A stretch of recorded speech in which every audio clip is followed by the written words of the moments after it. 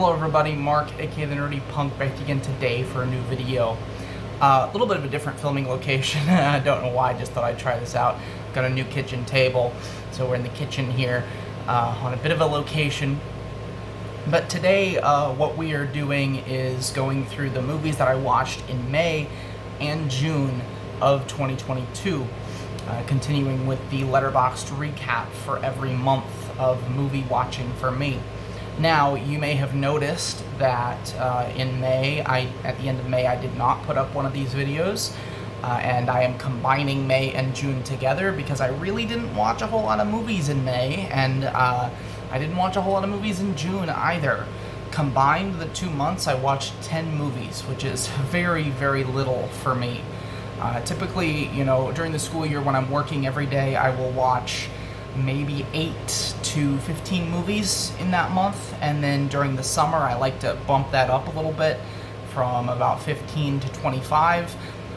Was not able to get nearly as many. I wasn't in the mood to watch movies as often, and in May, of course, I worked all of May. Our school didn't get out until the end of the month, so I had a lot of stuff to do. I had to go to graduations and parties and that kind of thing. So I went ahead and took the 3 movies that I watched in May and combined those with the 7 that I ended up watching in June, and we're gonna do our Letterboxd recap for these 2 months. I am in currently Criterion mode right now, as the Criterion sale just started in July 1st, which is today. And I've gone ahead and ordered several titles, so look forward to a haul video coming soon, and perhaps several Criterion movies showing up on next month's list. I hope you guys enjoy this May and June video, and let's get started with the first movie. Okay, so the first movie of the month. Real quick before we get started, you may hear some kind of noise in the background. That's because the AC is running. It's, of course, the middle of the summer, so hope the noise isn't too terribly distracting. The first movie of May was The Dukes of Hazzard. This was the 2005 adaptation of the TV series. It starred Seann William Scott, Johnny Knoxville, Willie Nelson, Jessica Simpson, among many others. This was an incredibly random watch. This is not a good movie, without a doubt. It's one that I've seen several times in the past. I was actually, as a kid, I was a huge fan of the TV series. I loved the cars, the car chases, the fights, all that kind of stuff. And of course, the gorgeous Catherine Bach as Daisy Duke. This one is fine for what it is. It's really not a good movie, like I said, but it's slightly raunchier than the original series, so it's a more updated humor a bit, but it's really not a great movie. Willie Nelson is one of the bright spots, as well as Burt Reynolds, who I forgot to mention, who plays Boss Hogg in the movie. The character who plays Roscoe, who's the sheriff, of course, I think his performance was awful, and I hated the direction that they went with that, because in this show, he's much more of a goofy, likable character. In the movie, he just seems like a very bland villain. Another kind of interesting thing about this movie, and then we'll move on, Jessica Simpson is one of those people that I haven't thought about in several years. She's one of those stars from like the mid-2000s who just kind of faded into oblivion. So it was interesting kind of revisiting that moment when, people like Jessica Simpson were super huge movie stars. But like I said, not a great movie. It's a 1 star out of 5 for me. The next movie, this was actually a recommendation for one of my students. Fantastic recommendation. I love talking movies with my students every once in a while. And this is a French film called The Intouchables.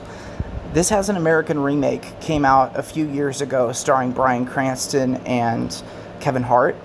I believe that movie was called The Upside. I haven't seen it, but this is, of course, the French film that it was based on. This was a really good movie, really emotional, a very heartwarming story. It's about a very rich French man who has, I don't know if the movie ever fully explains what condition he has, but he has some sort of physical condition that confines him to a wheelchair. And you have a younger black man who is dealing with poverty, and you see kind of the beautiful friendship that forms between these two guys. And it's a really great, heartwarming story. Like I said, I was not without its flaws, but I gave it a 4 out of 5. The next movie was my only trip to the theater of May, and my final movie of May, and that was Men, directed by Alex Garland. I've had some time to kind of sit and think about this movie. I have a full-fledged movie review on the channel. It's combined with an unboxing video of the movie X, which we're going to talk about later, when that came out on Blu-ray, of course. If you want my full thoughts, like I said, go find that movie, or that video on the channel. I was not the biggest fan of this movie. I think it's Alex Garland's worst directorial effort. However, I think he's made incredible films in the past. So it's still a solid movie, in my opinion. Can feel slightly preachy, and it does have a very strange ending, to say the least. But I enjoyed it overall. I gave it a 3.5 out of 5 at the time. I might bring that down to like a 3, but I still think it's a slightly above average movie.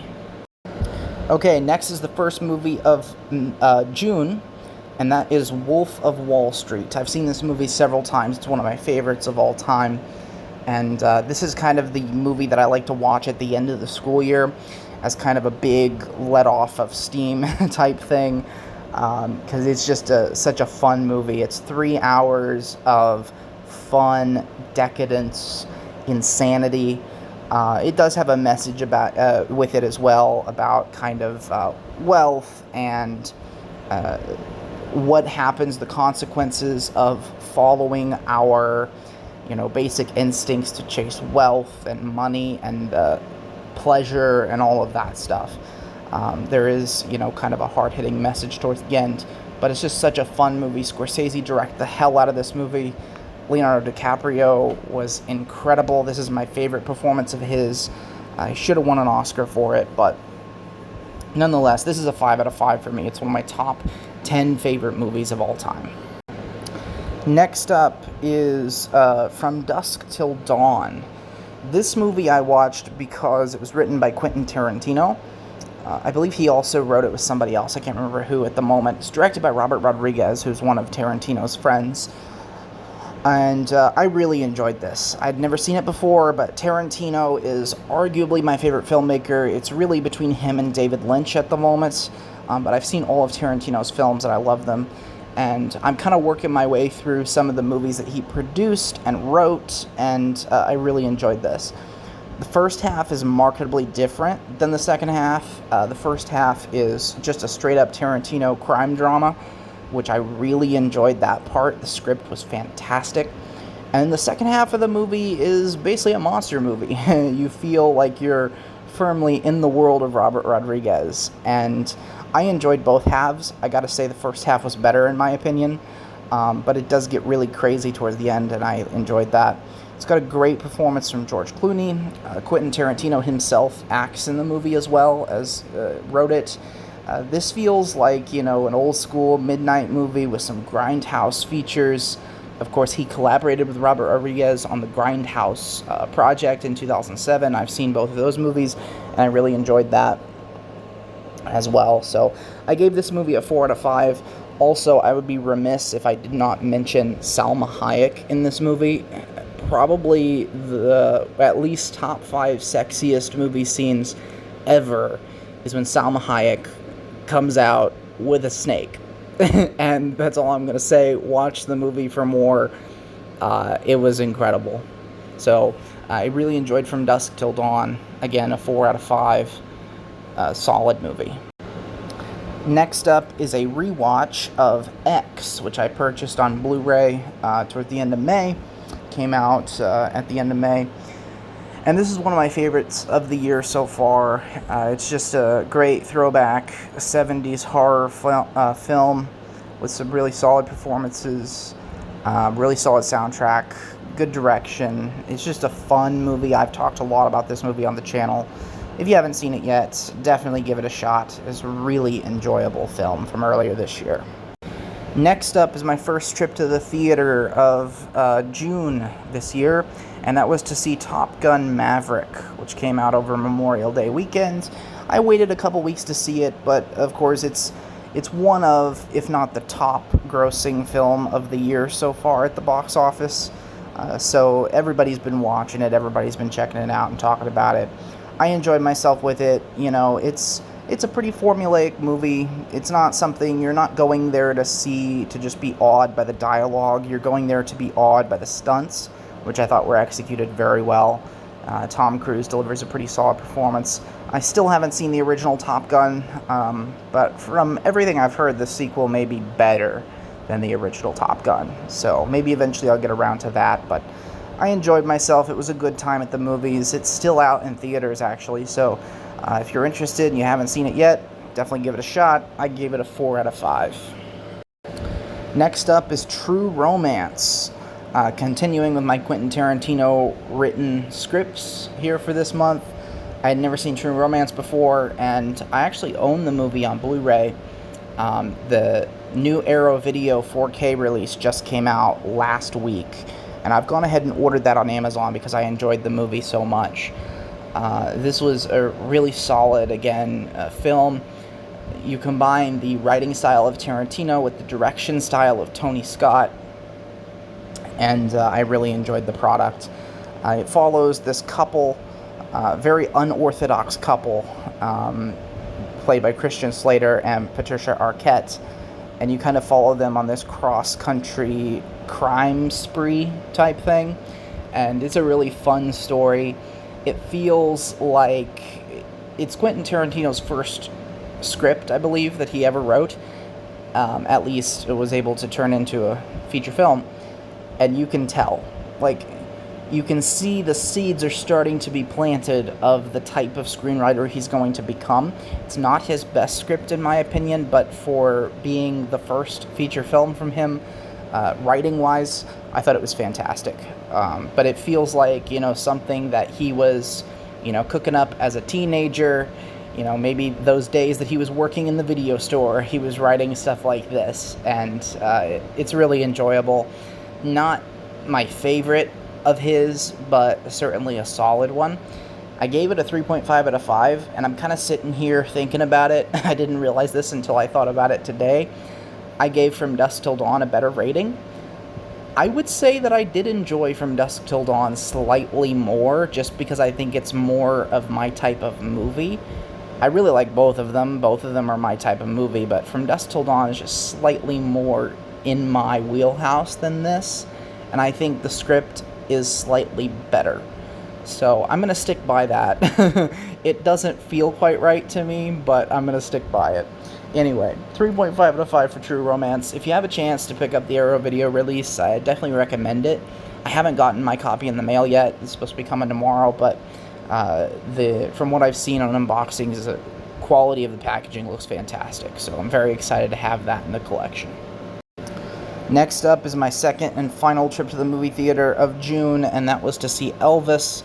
I've got a standalone video for this. I think the most recent video on my channel is a review for this movie, so definitely check that out for more in-depth thoughts. But I really enjoyed it. Austin Butler's performance is the standout. I thought Tom Hanks was a little bit cartoonish and a little bit too much at times, and I had a few pacing issues with the movie, but overall, really enjoyable. I, of course, love Elvis Presley, and I gave this one a 3.5 out of 5. And finally, the last movie that I watched in June of 2022 is diving into my Criterion collection, my backlog of titles there. I watched a movie called Tampopo, which is a Japanese film from the 1980s, directed by Juzo Itami. And this movie is very unique, and I don't think I've ever seen a movie quite like it. It's a very food-centric movie. It's kind of like food porn in more ways than one. The basic story, it's been described as a ramen western. So you have two men towards the beginning of the movie who are truck drivers, and they're supposed to be delivering this product. They never really quite explain what it is, but they stop on the side of the road at a ramen shop in Japan, and for reasons that I won't get into, somehow they end up becoming the mentors of this woman who's running her late husband's ramen shop. and they're trying to teach her how to make the best ramen in the history of the world. And I love ramen. When people ask me what my favorite food is, oftentimes I will tell them a really good bowl of authentic Japanese ramen is one of the best food experiences on the planet. People in the United States don't quite get that as often because we associate ramen with the cheap packages of stuff that college students buy. And, that is good on occasion, but a really good bowl of authentic ramen is fantastic. So, again, it's a very strange movie. A lot of it is like a commentary on food and how we treat food as society and how integral food is to humanity. And of course, we need it to survive. I mean, we can't survive without food. And our relationship with food is delved into quite a bit here. And there's also some comments about kind of sexuality and how we, form relationships and that kind of stuff. And it's a very strange, unique film, but I enjoyed every single minute of it. Not without its flaws, but I gave it a 4 out of 5, a really solid film. Okay, that's it for May and June of 2022. Hope you enjoyed this video. I will be back with Criterion coverage for July. I'm actually getting ready to go on a short trip to go to a couple concerts, so don't expect a video for the next few days, but when I get back, hopefully I will have Criterion titles to talk about with you guys, and hopefully some more movie vlogs, movie reviews, and that kind of stuff is coming down the pipe for July on the channel. Hope you all have a great day. I'll see you later.